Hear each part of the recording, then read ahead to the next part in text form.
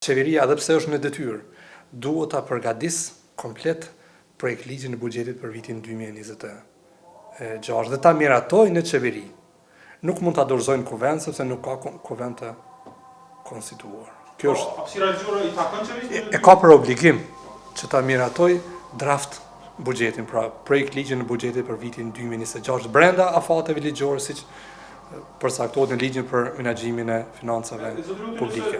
Nëse nuk ka buxhet të miratuar deri me 31 dhjetor të këtij viti, me 1 janar, sipas ligjit, bllokohen të gjitha pagesat, pa përjashtim, përveç borxhit shtetëror që Ministria e Financave, qeveria obligohet që të kryejë obligimet e borxhit shtetëror për marrëveshjet e borxhit shtetëror, asnjë pagesë tjetër nuk mund të procedohet. Dhe kjo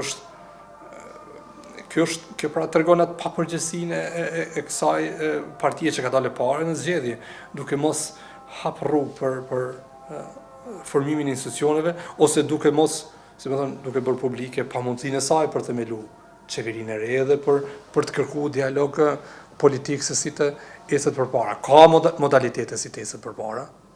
Qeveria mund të themelohet një qeveri e përkohshëm për të kryer disa. Ne kemi dhënë një opcion në muajt e parë. Ka modalitete të ndryshme, po. Gjithashtu kemi edhe çështjen e buxhetit të komunave të Republikës Kosovës. Me legjislacionin në fuqi, komunat i miratojnë buxhetet e tyre komunale deri më 30 shtator të këtij viti për vitin e ardhshëm. Nëse nuk kemi organe legislative dhe ekzekutive në nivelin qendror të konstituura, atëherë komunat mund të mbesin pa buxhet vitin e ardhshëm. Jo vetëm komunat, por gjithë shteti.